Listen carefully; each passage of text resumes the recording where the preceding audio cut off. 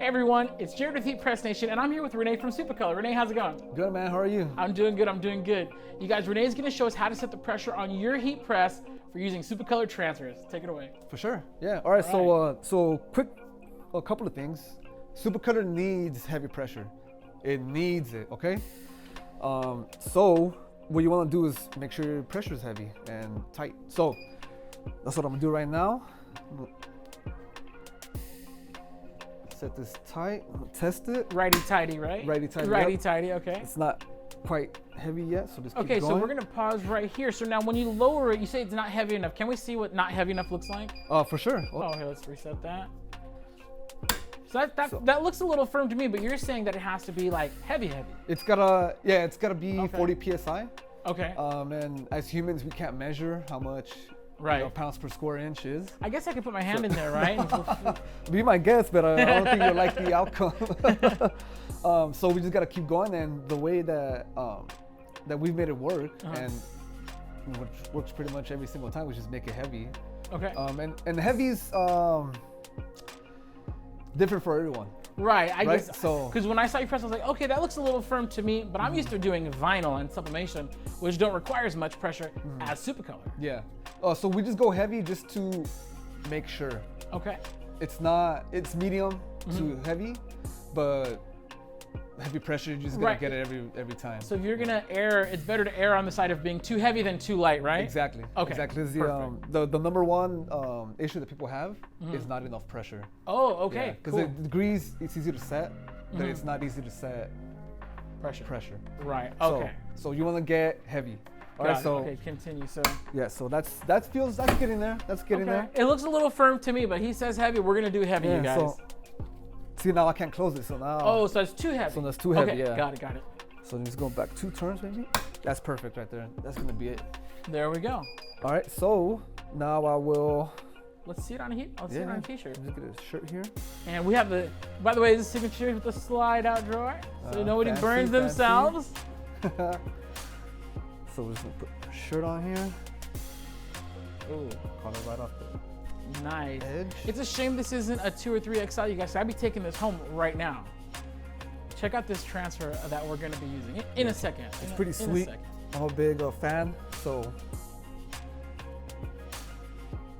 it holds a good place in my heart. So what you want to do first as well is you want to pre-press the shirt for 5 seconds, and this will release the moisture out of the shirt, and it'll also smooth out the wrinkles, give you a flat so you're press.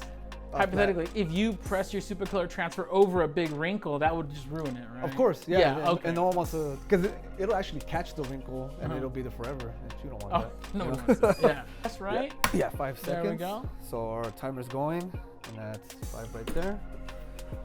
So now, you didn't see any steam, right? Because I didn't. No. Okay, but you so know, it's dry out today, so that's true. That's true too.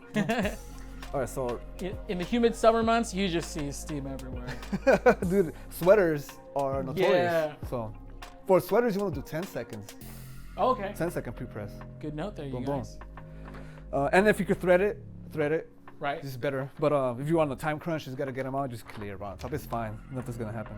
So we got our Heat Press Nation pressers. So let's just do it. So 4 fingers from the top. It's about 3 inches.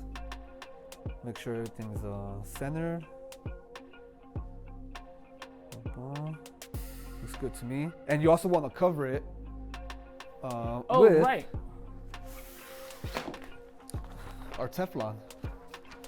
So this will protect your shirt and it'll protect your transfer, because another thing, there's sometimes static builds up and it'll pull your transfer. I've had that happen, yeah. Which is the incorrect way to pull. You don't want to pull up, you want to roll it right across. Okay. And that'll give you that crazy liftage on some of the corners. I don't know if you ever noticed that. Yes. Okay, so I feel like I've gone through all the Supacolor mistakes already. I've been using Supacolor for probably about 2-3 years now, and so yeah, I feel like I've gone through like everything he's talking about. He's preaching to me, you guys. I'm like, yes, I've done that. Yeah. So I know exactly what you mean. Cool. So that'll eliminate the static from the transfer itself. So let's just go ahead and press it up. 15 seconds. What you want to do is get a peel as soon as it opens. Okay. so that nice and hot. Nice and hot, and you want to roll it just like that, dude. Right over. Dude, first try. We got the pro here, ladies and gentlemen. It's perfect. So cover it up again, do a post press. You notice the steam on that one. Yes. That was the transfer, was not the shirt.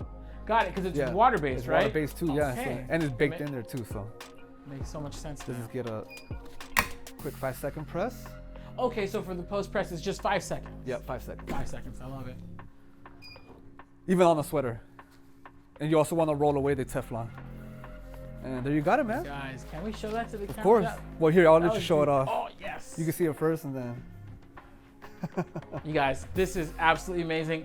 Thank you so much, Rene. Again, you guys, Rene from Supacolor showing us how to set the pressure and do a press on a Supacolor wearable transfer.